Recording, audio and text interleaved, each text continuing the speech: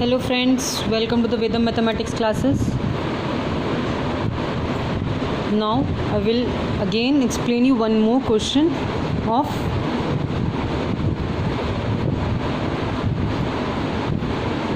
linear equation in two variable in which I am applying substitution method.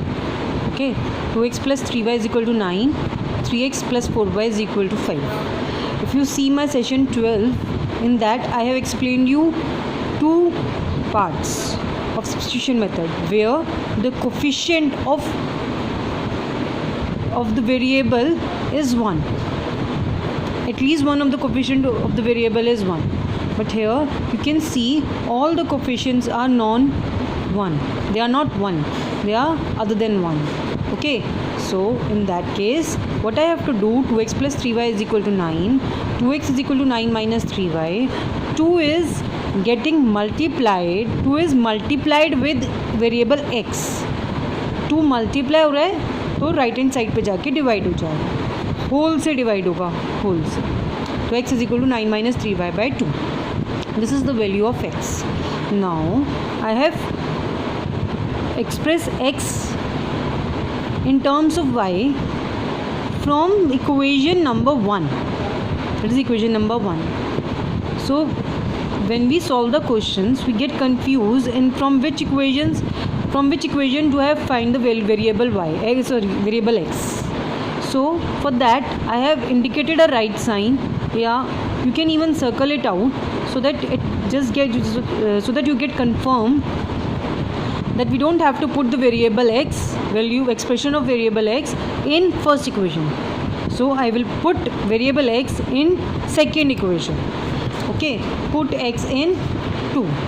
My second equation is 3x plus 4y is equal to 5, and my x is equal to 9 minus 3y by 2. Okay, now 3 times multiplied by 9 minus 3y by 2 plus 4y is equal to 5.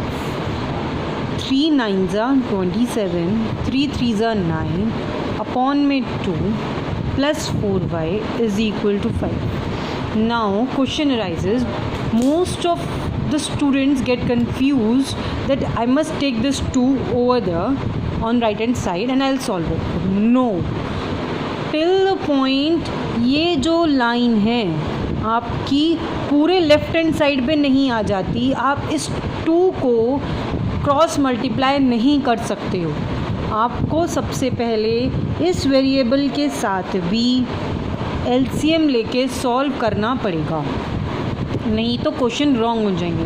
मैंने बहुत सारे students को देखा है, वो इतने ज़्यादा हरी में होते हैं क्वेश्चन करने के लिए कि वो इस 2 को सीधे 5 से मल्टीप्लाई कर देंगे और उन 4y को वो इग्नोर कर देंगे. आपको 4y को इग्नोर नहीं करना है. This is one term, this is C. अच्छा, okay, before moving on further let me explain you one more thing, that is term. आपने एक वर्ड अपने पास्ट में क्लास 6, 7, 8 में आपने ये वर्ड बहुत पढ़ा है, टर्म बहुत सुना है. टर्म होती क्या है? टर्म का मतलब है, टर्म कैसे हम एक एक्सप्रेशन में, एक इक्वेशन में हम टर्म को कैसे आइडेंटिफाई करते हैं कितनी है. तो आप क्या करोगे, इनिशियली स्टार्ट करो and you have to move till the next addition और सब्ट्रैक्शन नंबर. सी, या आप जब मैं यहाँ से मूव ऑन करूँगी तो फर्स्ट सब्ट्रैक्शन ये आएगा, लेकिन इस सब्ट्रैक्शन के साथ अपॉन में डिवीजन में 2 है, तो आप इसीलिए यहाँ स्टॉप नहीं करोगे, आप मूव ऑन करोगे और यहाँ स्टॉप करोगे. The whole of this is one term from this point till the next equal to sign, that is second and this is the third. ठीक है. So how many terms are there, first term, second term and third term. जब आपने सिर्फ left hand side देखना है और left hand side में 2 terms हैं और उन दोनों टर्म्स में अपॉन में होल में 2 नहीं आ रहा, तो आपको होल में 2 लाना पड़ेगा, तभी आप इस 2 को मूव ऑन कर सकते हो. ठीक है. तो अब आप क्या करेंगे, एलसीएम लेंगे. अब इतना तो आपको 10th स्टैंडर्ड में आप पहुँचे हो तो आपको इतना तो एलसीएम लेना तो ईजीली आता है. अब हम मल्टीप्लाई करेंगे 5 मल्टीप्लाई बाई 2. क्यों? क्योंकि अब ये होल में 2 आ गया. ठीक है. 27 minus y is equal to 10, 27 is equal to 10 plus y. So y is equal to 27 minus 10. So y is equal to 70. Okay, y is equal to 70. Now I put this value in first expression और second expression.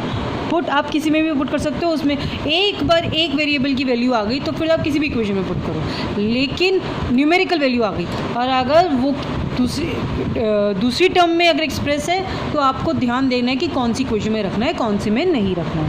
Put y in second.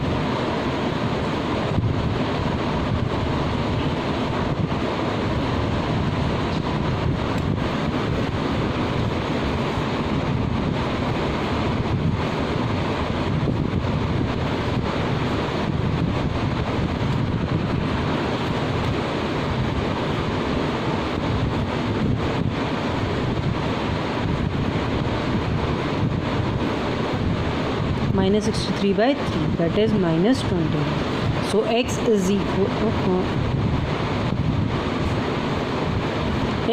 to minus 21, y is equal to 17 is solution of given equation. Okay, तो आपको ये चीज़ समझ में आई. देखिए मैंने previous exercise session में ये बताया था कि फर्स्ट जो क्वेश्चन कराया था उस क्वेश्चन में x का कोफिशिएंट 1 था, y का कोफिशिएंट 1 था.